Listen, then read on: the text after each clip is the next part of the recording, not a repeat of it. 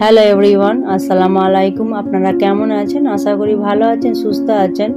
Mallick family 786-তে আপনাদের স্বাগত জানাই। ব্লগটা শুরু করছি 12টা বাজে চা থেকে। তো তার আগে ভিডিওটা দেখার জন্য রিকোয়েস্ট রইল, সময় করে দেখে নেবেন। আমার আপা, দাদা ভাই, দিদিরা একটা লাইক সাবস্ক্রাইব করে পাশে থাকবেন। যাই হোক, আপনার সাথে কথা বলতে বলতে ইধারে আমি চা করে নিয়েছি, চা সবাইকে দিয়ে দিয়েছি, সবাই খাওয়া হয়ে গেছে। তারপরে আমি বলছি দুটো ভুট্টা পুড়িয়ে দিই, বৃষ্টি হচ্ছে এত মুম্বাইয়ে, বহুত এই সময়টা ভুট্টা পাওয়া যায়। তাই বাজারে গিয়েছিলাম, কটা ভুট্টা নিয়ে এসেছি, আপনাদের হয়তো দেখেছিলাম। এই যে ভুট্টা আমি দুটো পুড়িয়ে নিচ্ছি, এখনো আছে 3টে। তো এই দুটো পুড়িয়ে দিচ্ছি, দিয়ে একটু নুন মশলা দিয়ে মাখিয়ে দেবো লেবুর সঙ্গে, তবেই ভালো লাগবে। ভুট্টাতে লেবু না দিলে একদম ভালো লাগবে না। একটু নুন, একটু বিট নুন, লঙ্কা গুঁড়ো, লেবু দিয়ে মিক্স করে ভালো করে ওতে ঘষে নেবো, তবেই ভালো লাগবে খেতে। আর এই ধারে আমার হচ্ছে একটু পেঁপেটা ছিল, 2 দিন হয়ে গেছে, না কাটলে খারাপ হয়ে যাবে। তোর খোলাগুলো ছিলকাগুলো সব ফেলে দিয়েছি, দিয়ে ভালো করে ধুয়ে নিলাম, নিয়ে দানাগুলো ফেলে দিয়ে পিস পিস করে কেটে নেবো, নিয়ে রেখে দেবো। যে যখন পারে খাবে। তারপরে এবার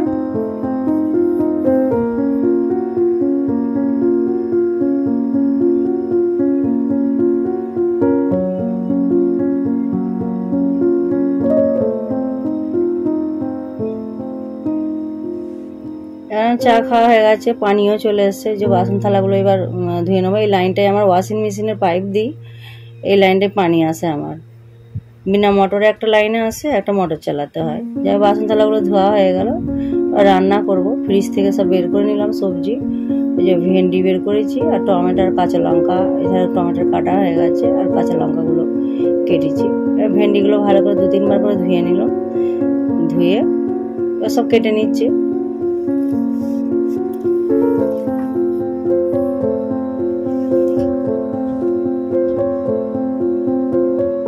পালং শাক আমি আগে থাকতেই কেটে রেখে দিয়েছিলাম।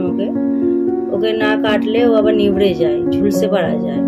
ওই জন্য আমি ওকে কেটে বেছে রেখে দিয়েছিলাম। তার আগের দিন নিয়েছিলাম,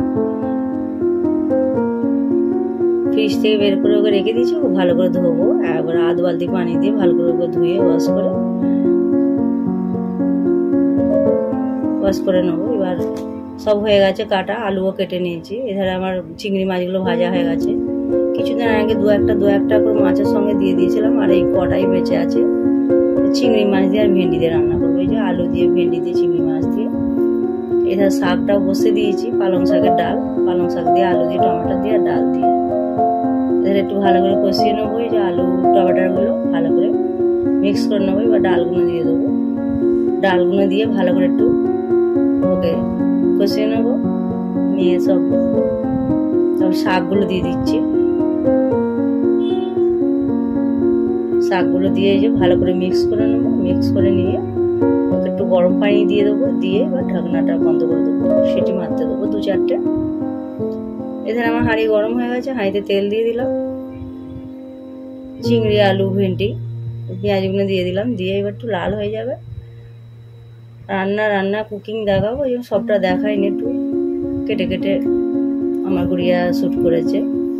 যে ভেন্ডিগুলো দিয়ে দিলাম, দিয়ে ভালো করে মিক্স করে নেবো। নিয়ে সব মশলা দিয়ে দিচ্ছি, সর্ষে বাটা, বেসিক মশলা সব দিয়ে দিচ্ছি। ভুসে মাছগুলো দিয়ে দিচ্ছি, চিংড়ি মাছগুলো একটু ভালো করে ওতে মশলাটা যাতে লাগে ভুসে মাছের, চিংড়ি মাছের গায়ে, তার জন্য আগিয়ে দিয়ে দিলাম চিংড়ি মাছগুলো।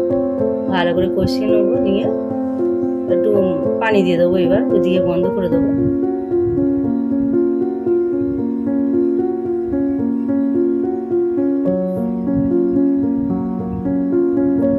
ওই ধারে আমার পালং শাকটা সিটি মারা হয়ে এসছে, বাস একে বন্ধ করে দেবো। দিয়ে